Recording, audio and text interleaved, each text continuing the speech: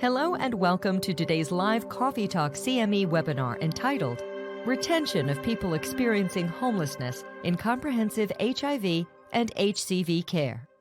This activity is supported by independent educational grants from AbbVie, Gilead Sciences, and ViiV Healthcare, and is jointly provided by Global Education Group and Integritas Communications. Now, let's turn things over to our presenters, Dr. Arsalan Shah and Dr. Stacey Trooskin. Enjoy the program. Hello, everybody. Thank you so much for joining us today. My name is Arsalan Shah, and I have Dr. Stacey Trooskin with me. We have a very exciting and interesting topic to discuss, so let's dive in. These are our learning objectives. Our learning objectives today are incorporate wraparound services to encourage treatment adherence and retention and care for patients experiencing homelessness with HIV and Hep C. Describe the importance of housing first principles and retention and care of patients experiencing homelessness with HIV and Hep C. Identify community-based opportunities and logistics for co-location of HIV and Hep C healthcare services with substance use disorder programs or SUD programs. All right, with that, I'm going to hand it off to Dr. Trooskin. Excellent. Thank you, RC. Hi, everybody. We're going to dive right in and start talking about the epidemiology of people experiencing homelessness who also happen to have HIV.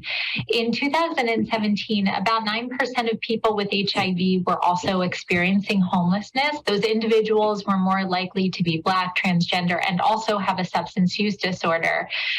Lower rates of HIV testing among people experiencing homelessness are often seen, yet they have a higher proportion of diagnoses. And also people experiencing homelessness who contract HIV have a 27-fold higher risk of death versus those with stable housing. And you can see that people living with HIV counted as homeless in the United States between 2005 and 2019 has decreased over the last decade or so. However, those staggering statistics regarding death rate really is something that requires our attention and intervention.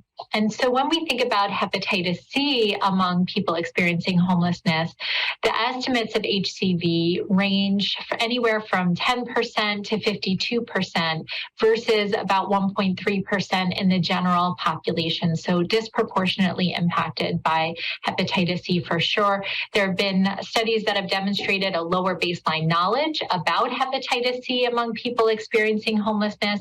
And there are multiple risk factors like injection drug use, mental health comorbid conditions, and a history of incarceration that are higher, more prevalent among people experiencing homelessness that are also associated with HCV infection. And only 42% of people experiencing homelessness tested positive were treated in a San Francisco study, further exacerbating the transmission rate. We all have an understanding, I hope, that hepatitis C can be cured and that treatment is prevention. And so getting folks into treatment is really critical. And unfortunately, folks experiencing homelessness are less likely to be treated.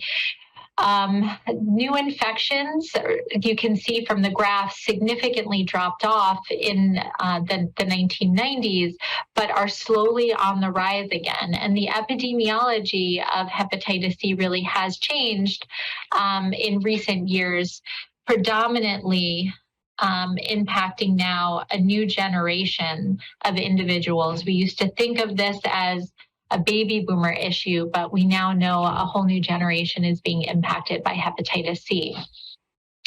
There are poor outcomes among people experiencing homelessness with HIV or hepatitis C. Adherence to antiretroviral therapy by people experiencing homelessness with HIV ranges anywhere from 51% to 89%.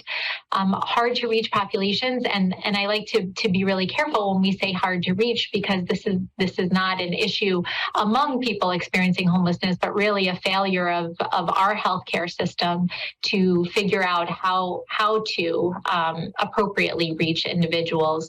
So individuals will have a 45% lower chance of achieving optimal ART adherence, largely because of the way our healthcare system is structured. And among women with HIV experiencing homelessness in San Francisco, 60% had at least more than one visit with unsuppressed viral load, and 19% were unsuppressed at every visit. And there is a reduced retention in care rate among people living with HIV who are also experiencing homelessness.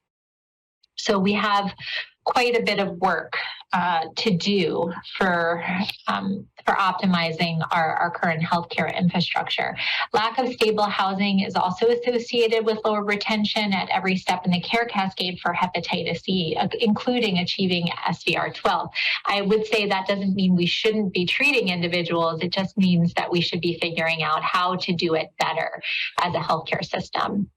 So there are several barriers to retention in care. There are competing medical or mental health priorities, as well as survival priorities for individuals. So mental health comorbid conditions, substance use disorder, things like food insecurity, trouble with transportation, unemployment, all compete with individuals' ability to engage in care. Societal stigma against people experiencing homelessness, logistical constraints when making follow-up appointments. As I said, lack of transportation can be a big one. Lack of insurance coverage, particularly for states who have not expanded Medicaid access, all can be an issue for patients. And then concerns about lack of privacy or medication storage as well. For somebody experiencing homelessness, they may not have a cabinet to keep their medication in privately, and that can be a real issue for patients too.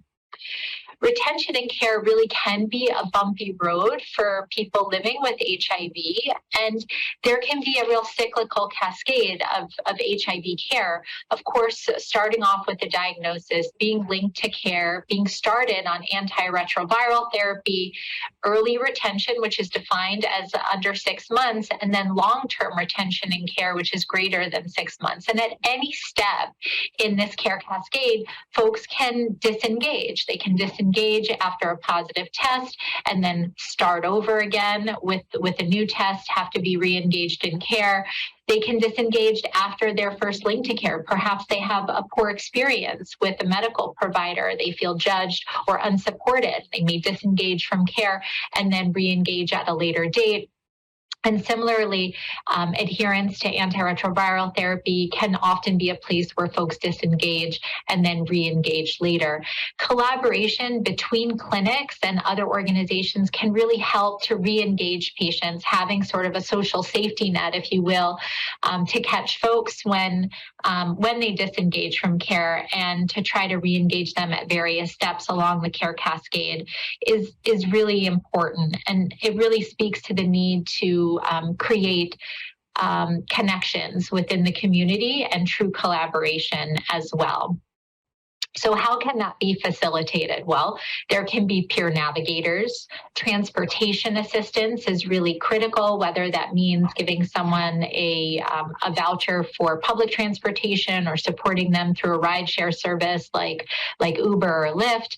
Co-locating services is really critical, and I think are really where we need to be moving as a healthcare system. So what that means is providing integrated health services, so providing physical health care, where the patient may going for, let's say, substance use disorder treatment, and making sure that we're creating these one-stop shopping models for individuals so that it becomes very low barrier for them to receive their care. Or perhaps that's receiving HIV or hepatitis C care at their primary care location or at their shelter or wherever they may be staying. Clinic flexibility is also critical, having walk-in policies for patients so that if individuals have an unpredictable lifestyle or struggle with transportation or don't really know where they're going to be on a given day, making it so folks can easily walk in and be seen.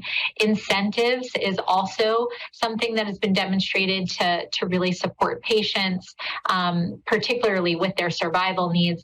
And then education is really critical as well, making sure that our patients are empowered to make decisions and create priorities for themselves in their healthcare. Let's talk a little bit about peer navigation in retention and care. It really does take a holistic approach. It's meant to assist patients with appointments for all wraparound services, not just medical care, but really supporting the whole individual. It has the potential to build support networks through shared backgrounds, community knowledge. It can assist with appointment scheduling and transportation, encourage medication adherence as well, provide support through different treatment pathways. And then it can provide additional support for things like insurance and other logistical issues that may impede individuals' ability to continually engage in care. So let's talk a little bit about HCV community navigation programs. And there can be these stepwise milestones for development. So the first for a navigation program is really to conduct outreach and engagement. And that can happen at an individual level, a patient level, or even outreach and engagement with different community-based organizations to figure out how navigation can best suit the needs of a particular community-based organization. Then assessing patient needs, providing health promotion, risk reduction, referrals for support services, and education in general is really critical here. Having a presence in the space and with patients helps, and establishing a good rapport. Navigation through complete diagnostic testing. This is particularly true for hepatitis C, where it takes 2 tests to make a diagnosis. You need that antibody test followed up by the viral load test. And there are lots and lots of examples of where folks get stuck just at one point in that testing algorithm. And so getting navigation through that full that full testing algorithm is really important. Linkage to care with a provider that will proactively treat hepatitis C is really critical. I've heard a lot of stories from patients who and eventually end up with me, but say that they've been denied treatment in the past, that they've been told they need to be sober or housed or something else in order to, quote unquote, qualify for treatment. Treatment now is simple, it's easy. There are very few, if any at all, contraindications to treatment. And so everybody deserves a cure. And so navigating patients who are going to be received to a provider who will receive them with open arms and treat them is a critical piece to both creating trust between the navigation program and the patient, as well as the provider and the patient. And then that navigation program can really support that patient to complete the medical evaluation. And then some navigation programs even have that navigator work through an approval process. So if you're living in a state where prior authorization is still required, support around that is really critical. Getting medication to the patient, whether that's delivery to where the patient is staying, whether that's meeting them in the community or wherever they're being housed at the time, really meeting the patient where they are to support full engagement and care, supporting that treatment initiation and adherence, as well as supporting the patient for that SVR check. We know that SVR is sustained virologic response. The definition of that is the absence of virus 12 weeks after an individual takes their last pill. Now, a lot of times patients, after hearing that they have a 96% chance of curing with one of these medications, so long as they're adherent, will think, well, I did what I was supposed to do, and I don't need to come back and do anything else. I took all my medication. And really being there as a presence to remind patients that, nope, there's one more thing that you need to do. You got to come back in and get your blood drawn one last time, 12 weeks after you're done, to make sure that you've cured your hepatitis C. So how can a clinic or other organization engage peer navigators? So RC, I want to engage you in this conversation and get your thoughts on this question from your experience. Yeah, thank you, Dr. Trooskin. So one thing that we do is, so we have a team of 6 outreach workers that go out and test people in the community. And what we have been very deliberate about is trying to hire somebody with lived experience. So like trying to actually hire peer navigators. And that has been really, really helpful. And then engaging the people that have been successfully through our program and seeing how their lives have impacted and changed for the better, and we try to recruit them as well. But just getting somebody onto our team as a paid person who can actually, talk about that has been a very welcoming thing for our patients. Yeah, I agree. I think either having somebody with lived experience themselves, or who has had a family member or a close loved one impacted by hepatitis C or HIV, you really want somebody who knows the community, feels comfortable in the community, and can engage patients in a really meaningful, personal way. And our navigation programs at Philadelphia Fight have done the same thing, and they can be very powerful. Excellent. All right. Well, let's move on. Thanks for that, RC. Okay. So let's pivot here and talk about managing HIV among people who experience homelessness, and really thinking about how we can care for the whole patient. We've already talked about how people experiencing homelessness have multiple competing priorities, and often these priorities are survival needs, things like housing, food, clothing, heat, all of the things, particularly as I speak from the East Coast right now, it's pretty cold outside. And so there are a lot of things that may take priority over getting medications or attending an appointment on any given day. Care often requires a team, potentially one which can include or engage external resources that will be meaningful to a patient. Building relationships with patients from initial linkage all the way through their care is critical as well.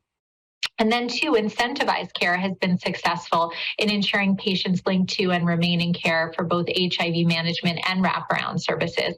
And so it's really thinking about not just medical care, but about supporting patients engaging in housing, medication adherence, employment, case management services. If substance use disorder is something that somebody is in a place where they want treated, engaging in those services. And I would add harm reduction as well. If somebody is not yet in a place where they want to engage in methadone or therapy or other medication for opioid use disorder, making sure you know where your nearest syringe service program is and directing patients to those services. All of those things are critical to making sure that we are meeting patients really where they are and prioritizing the things that are most meaningful to them on any given day. I think, RC, you would agree that as providers, we often have our own agenda of what we want to do for patients, and it may not necessarily match what they have in mind on any given day. So who are those potential partners that you can engage? It can be anybody, really. Specialty clinics are really critical. I have a number of hepatologists. I'm an infectious disease provider, and so if I have somebody who has decompensated cirrhosis, I want to make sure that I have somebody I can send my patients to who will be harm reduction oriented, accepting, non-judgmental. So I have those folks on speed dial. Other outreach organizations for people experiencing homelessness, shelters or other housing services, sexual health clinics, substance use disorder treatment centers, also a critical partner to have in this work, syringe service providers, pharmacy partners, other community clinics or federally qualified health centers, and also the Department of Public Health. So making sure that you've literally built a village to support our patients as they move through. So RC, back to engaging you in this question, I want to make sure that we get your thoughts. What do you feel are the best ways to identify competing priorities for people experiencing homelessness and the resources to address those issues? Where does somebody begin? Yeah, I think you mentioned in the last slide, you said it so beautifully, it's like our priorities may not align with the patient priorities. And beginning is just talking to the patient, asking them, not assuming it, and just asking them. And something that has been very enlightening and educational for me is those acute needs, like you just mentioned, like warming or cooling during the summer weather, or just getting food, or just getting an ID, how that is so much higher on their priority list because that meets their acute needs. So just kind of being able to understand and navigate that with the patients. And it's been really helpful for our peer navigators to help them through those situations, to give the patients the brain capacity or emotional capacity to even then consider about Hep C. And they care a lot about their health, but they just have so many competing priorities. And again, I would just say it's just talking to them. The first step is just asking the patient, what do you need today? And how can I help with that? Yeah, absolutely. I couldn't agree more with that. I think that if we listen to the patients, they always guide us to the right answers. And then I think making sure that once we listen, we're doing our very best to try to identify those resources that exist in the community to connect them. And whether you're a new provider starting out or whether you're just starting out in a space that is taking care of people who experience homelessness, building sort of your personal Rolodex or the Rolodex of your clinic so that you have a sense of what those resources are is really a critical first step. And I would just add, what you just mentioned is that to those who are looking to provide these type of services, you don't have to have all the resources at once. Like we develop resources as we listen to the patient. We heard the theme of like, oh, they need food. Okay, where are all the foods available? Oh, they need transportation. What all can we do with this? Where are the warming stations? So, it can feel overwhelming when you think of like a wraparound holistic services. But just know you can just do it one thing at a time and just keep building on those resources. And that's been what we have done. I think that's a great point, that you don't have to have it all figured out on day one. And I know that for us, we continue to evolve and grow and meet those needs. And they also change with the seasons too. We know that come in the winter time, we should start to ask staff for their old coats and things like that, or certain size sweaters we're low on. And we, because there wasn't a great place to send patients to, or if they're cold in that moment, we need to be able to have some of those resources to be able to give to them when they're here. And so it can kind of happen very organically, what we do for our patients. Yeah. All right, RC, I think at this point, I'm going to turn it over to you to work with us through the next slide. All right. Thank you so much, Dr. Trooskin. So what I will be kind of talking about, Dr. Trooskin, you kind of mentioned some of the barriers and alluded to some of the solutions. And what I'll be taking us through is what are some of the solutions that people listening today can take it with them. And then we'll also kind of look into how are those solutions are kind of being applied in the United States currently. So we'll highlight and breeze through like 2 or 3 different types of intervention, whether it be clinic interventions, whether it be housing interventions, or whether it be shared or co-location of services. So with that, as you were mentioning a lot of the barriers for the patient and clinics that are trying to do this, what really will help patients be in care and in retention to care is flexible scheduling and rescheduling without penalties for no-shows. As we mentioned, there's a lot of competing priorities going on, and a lot of those are last-minute things, so like allowing patients to come and go. Having the ability to patient walk-in or daily drop-in. We recently changed one of our clinics to having a set clinics to having a walk-in clinic for our Hep C care, and our patients' feedback has been just phenomenal that they can come in and get their care whenever they feel ready to do so. Providing support for Medicaid and ADAP enrollment along with any insurance navigation, that's super helpful for the patient as well. Making sure the clinic, the care is available at a variety of different services or clinical locations.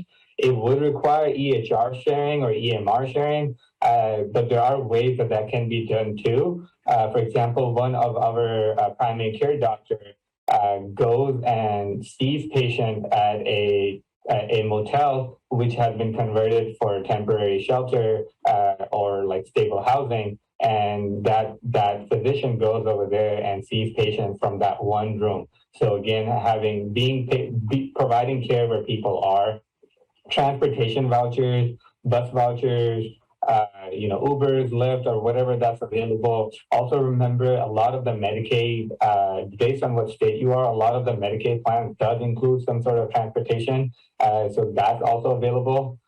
Flexible refill policy is also very helpful for lost or stolen medication. I understand that that's a lot of times governed by the insurance, but just not having any additional barriers for the patient, because storing medications can be one of the bigger challenges for them. Trauma-informed care, so trauma-informed education for the providers, for the staff, that's also very, very helpful to make sure to prevent re-traumatizing of the patient or judging or anything like that. That could be a barrier to the care. Syringe access, I would also advocate for Narcan or fentanyl testing strips or supplies available as well, along with just a whole combination of harm reduction supplies. And then wraparound support for other social determinants of health a patient may be feeling. So those are all could be very helpful.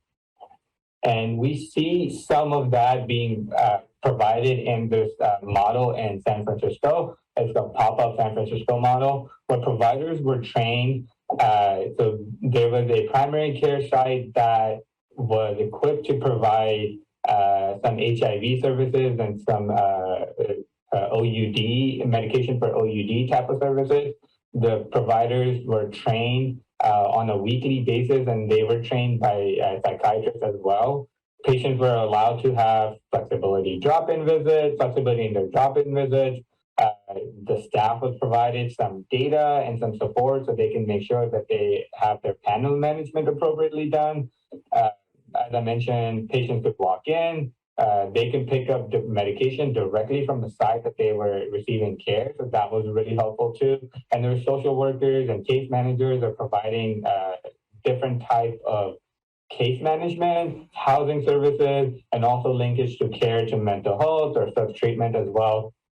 There was a lot of support provided for the team as well, in terms of education, in terms of data-driven feedback, in terms of workflows, and the relationship with the patients was centered around as a one-on-one human care, and food was provided, clothing was provided, and different incentives were used to make sure the patient does come in and they are incentivized to come in and have their medication picked up.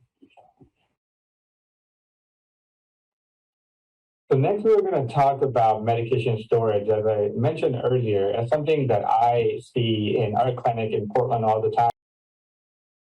The medication storage can be super helpful to the patient because patients many times lost secure space in where to store their medication.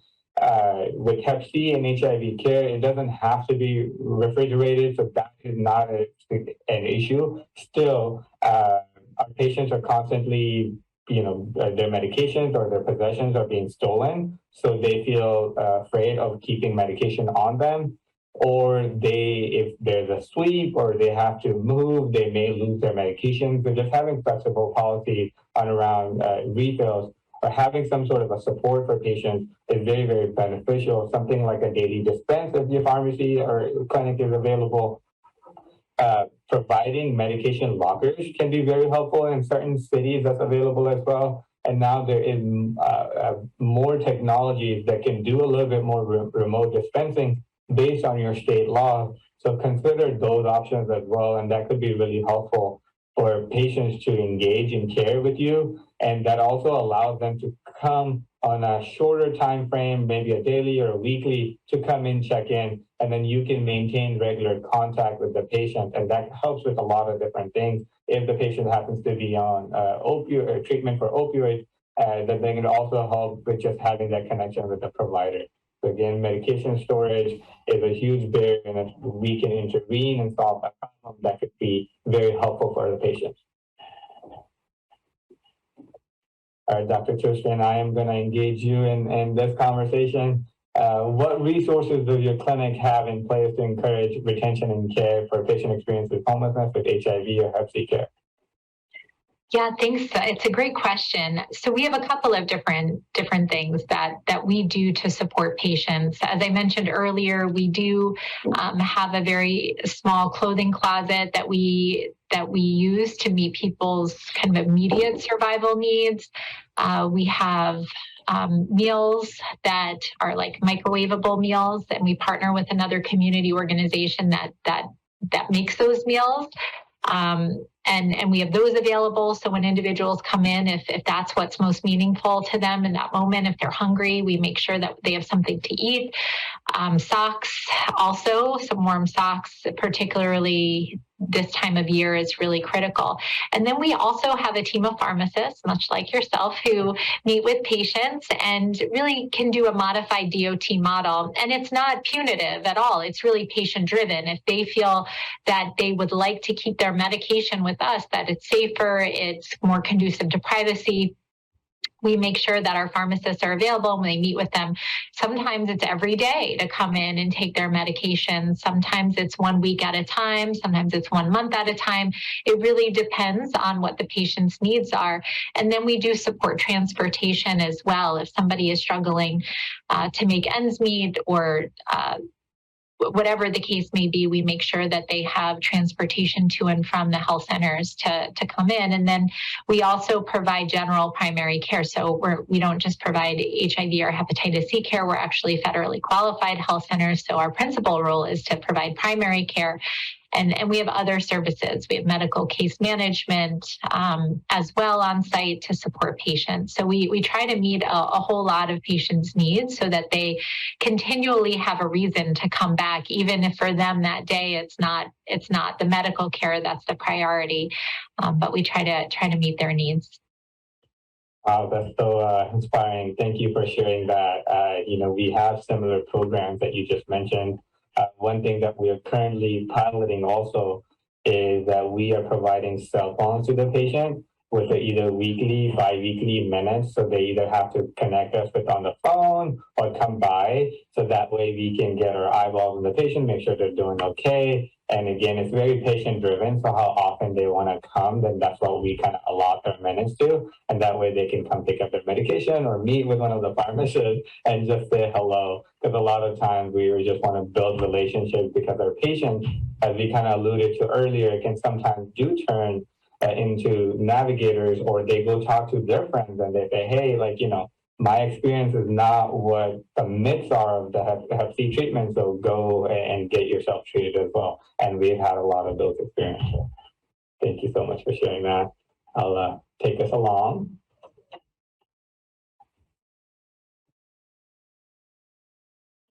All right, so the other intervention I want to talk about is the importance of housing. And in the next slide, we'll talk about how successful having housing can be, stable housing can be. But let's pause and kind of look at some of the housing first and understand those principles.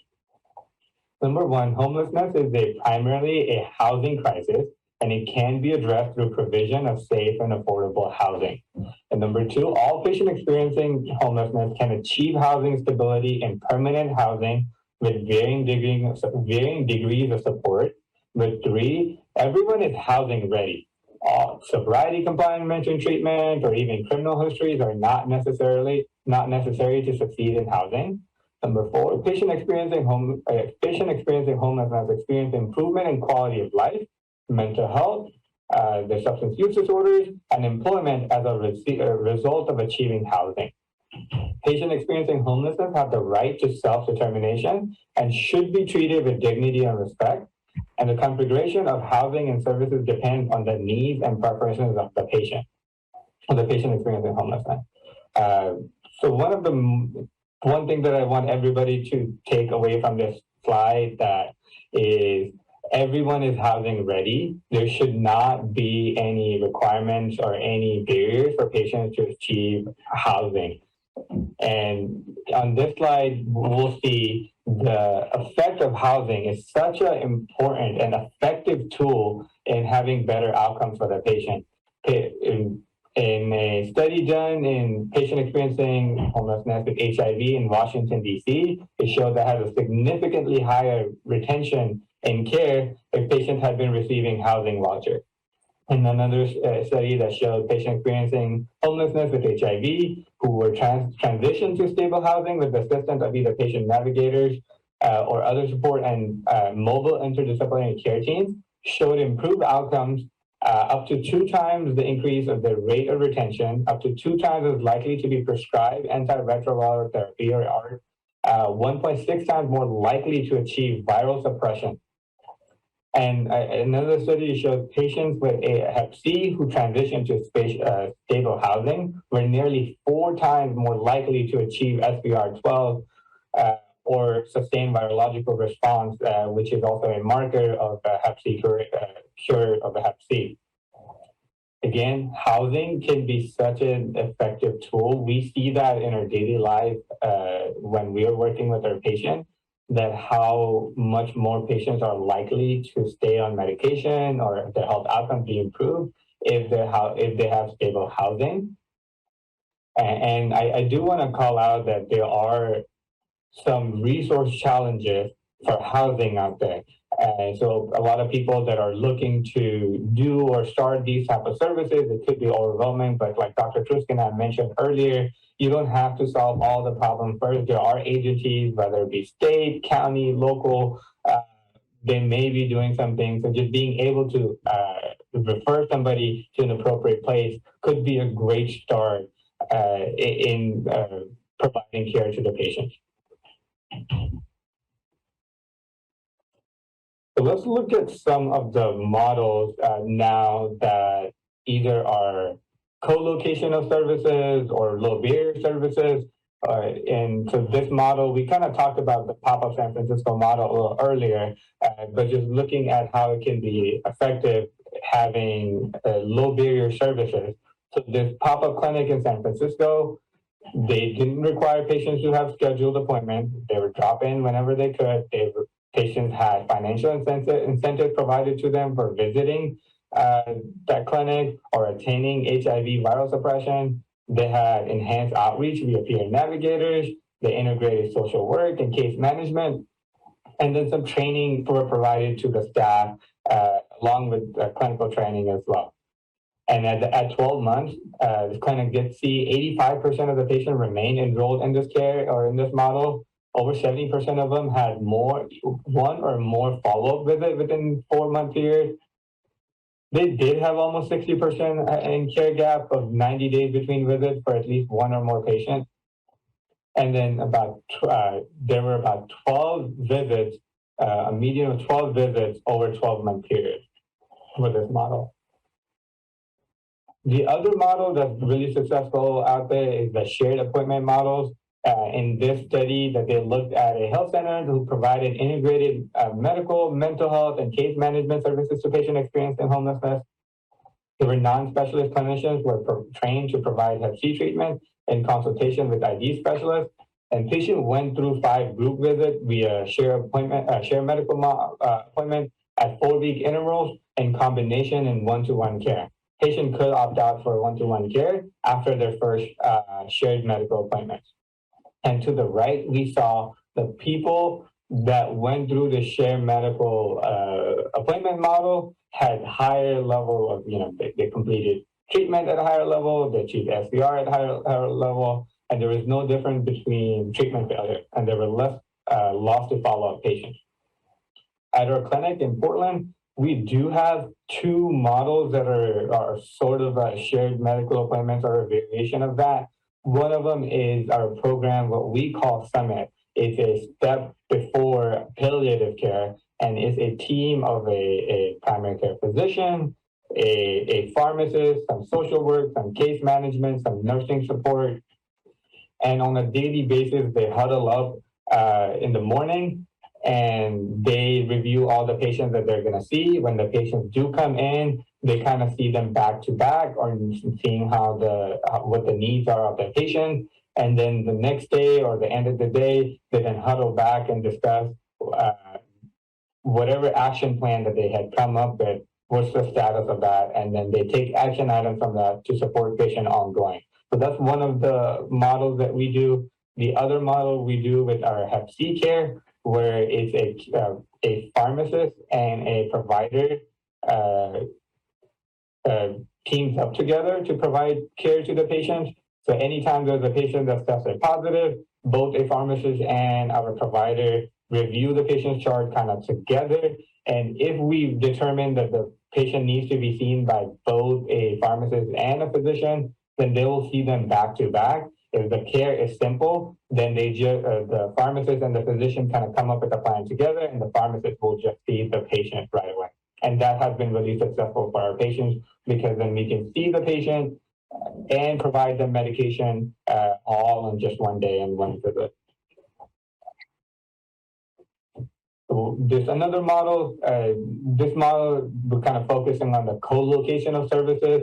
The study looked at a certain service provider that they were providing Hep C care along with medication for opioid use disorder.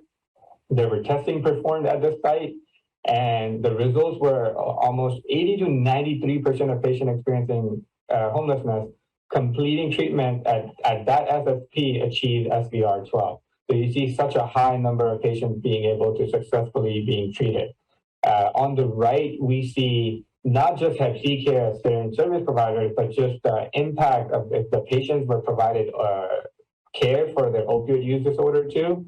Everything in yellow were the patients that were provided medication for their opioid use disorder. And you can see that people that were provided opioid use disorder had a higher chance of starting their medication, completing their medication, and having SVR 12 completed as well. All right, so Dr. Trooskin, let's talk about one last question. We talked about all these great things and great models exist. So for those of you who are looking out there, who are inspired by what you said, and they're like, okay, what are the first steps of collaborating with external partners, such as a SET treatment center or certain service providers? It's a wonderful question, because I think a lot of people will feel overwhelmed by the enormity of some of the things that we've outlined today around making sure that we're meeting patients where they are, responding to their priorities and not so much just our medical priorities. And it really is about engaging resources in the community, not having to do it all yourself, but making sure that you've tapped into existing resources. And so the first step to collaborating is identifying those resources, what's out there, who in the community is doing the good work that you would like to have available to your patients. And then once you make that list, really driven by the patient's needs, then just simply reach out. And if it's not within your job description to reach out, talk to your supervisor or a colleague whose wheelhouse it might be in, and just start to build relationships and figure out what the referral pattern could be. Is there a normal standard operating procedure that entity has that you can plug into? Is there something special that can be developed just for your patients? And perhaps there's some reciprocity. Maybe they are interested in what you have to offer for their clients or patients, and you can come up with a strategy that is win-win for everybody. Yeah, thank you so much for sharing that. I agree, and a lot of what was helpful to us too was just reaching out to, as you mentioned, different providers, for example, shelter services, food services, shower services, different opioid programs. And, a lot of times that we just call to say hello. And we just said, hey, great work that you're all doing. Just want to know what you all are doing. And these are our needs, kind of heard those needs. And a lot of times we either were able to partner with them, or they guided us to appropriate places to say, hey, this might be a better spot. And just trying to build that network over the last 2 to 3 years, when we start having just communications with different people in our community, that has helped open a lot of doors for us. And then what I had empowered our staff to do is then go make out those connections too. Like, talk to people that are similarly doing it, because they do encounter those people on the street while they're doing the same work. And then just some beautiful partnerships have came out by just talking to people. And I guess one highlight I would say was that you also have to have persistence. it's a slow process and it takes time. And like, you know, a lot of in the beginning, it was kind of frustrating that nothing was happening for us. But then slowly over time, it did build up. And now we have so many healthy and just very effective partnerships. So just whoever is doing out there, just keep up the good work. I think that's a great point. Persistence is key for all of this work. Just like our patients, organizations that are meeting community needs have their survival needs as well. And returning the call on the first time may not be part of what's on the docket for them that day. And so being persistent, continually reaching out, trying to make those connections is a huge piece of it. So that's great advice. Thank you. All right, let me summarize the conversation today and we'll get to some questions.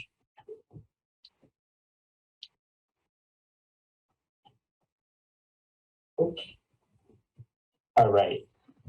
So in summary, HIV and Hep C are more prevalent among patients experiencing homelessness than among those with stable housing.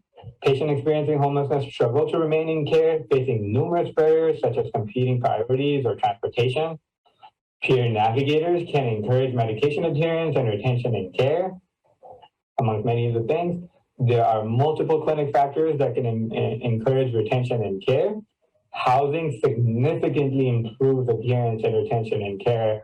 I'd like to highlight that one again. Housing significantly improves adherence and retention in care. And co-location of services is very helpful and effective for patient experience with homelessness with HIV or Hep C care. And with that, we'll get to questions. Great. We have some really wonderful questions that have come in, a whole lot of them, actually. I'm going to go through apologies up front. If we can't get to your question, we're going to try to get through as many as we can. First question is, when it comes to hiring peer navigators, how do you navigate the hiring process? How do you make sure that they're paid equitably, and making sure that you're treating folks that have lived experience respectfully? And then how do you navigate the process of having a supervisor that may not have lived experience, but is supervising somebody in a peer navigator role? Wow, great question, and I can tell that somebody from admin because they're speaking my language.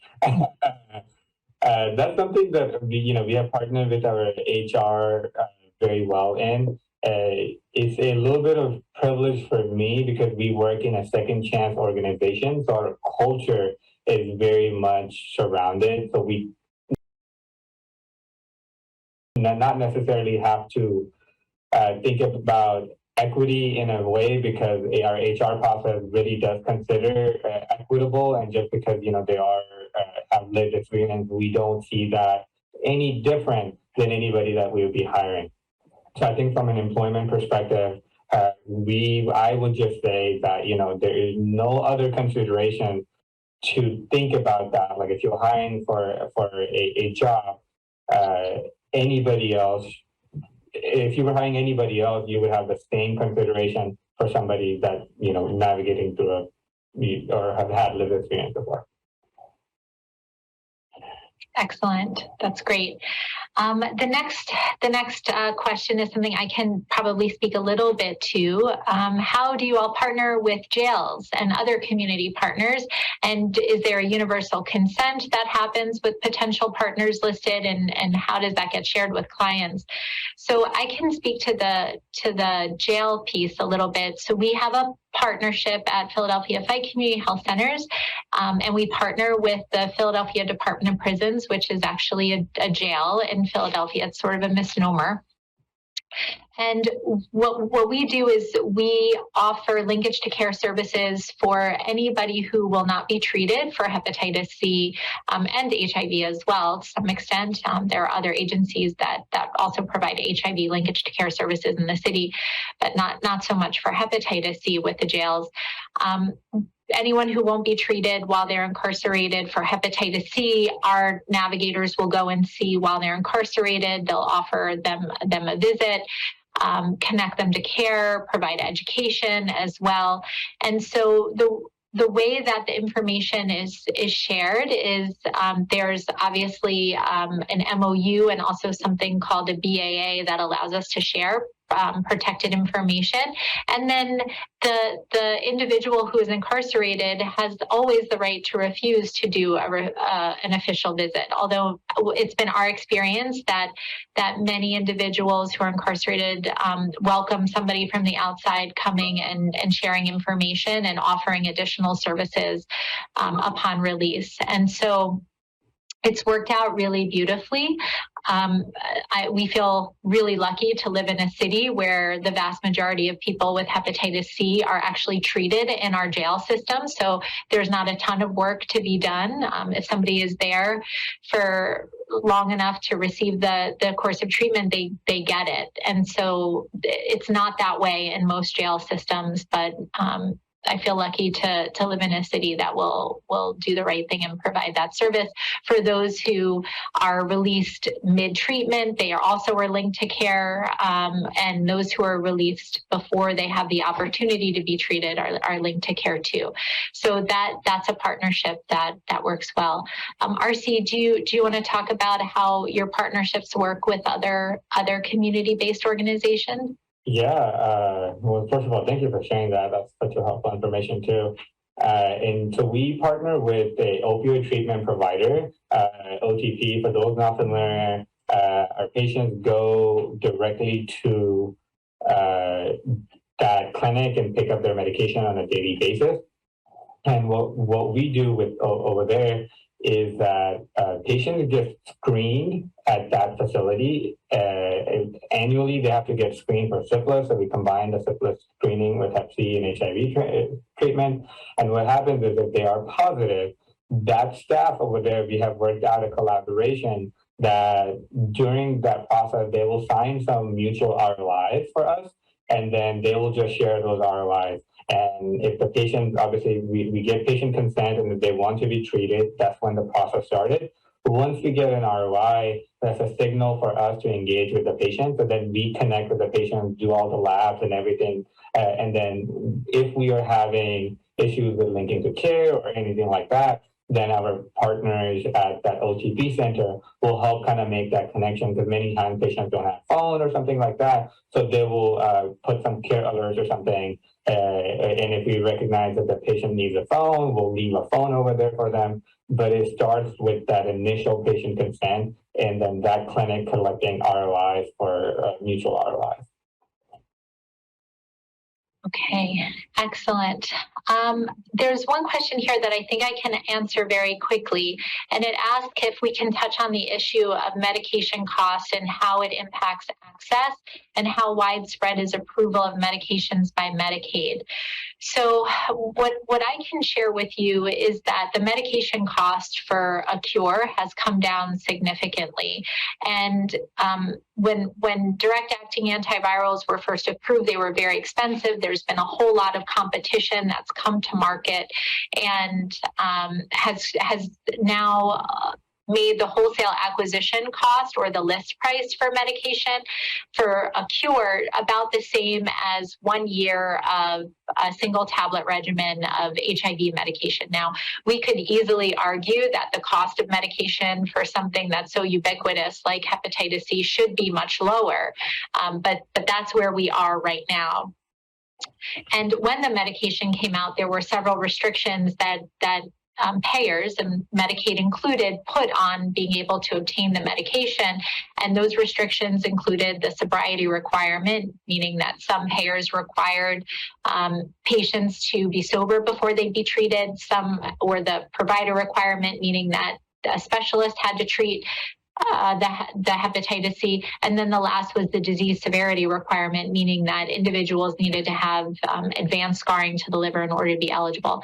Now, if you're interested in finding out where your Medicaid program is, there's something called stateofhepc.org. So it's www.stateofhepc.org.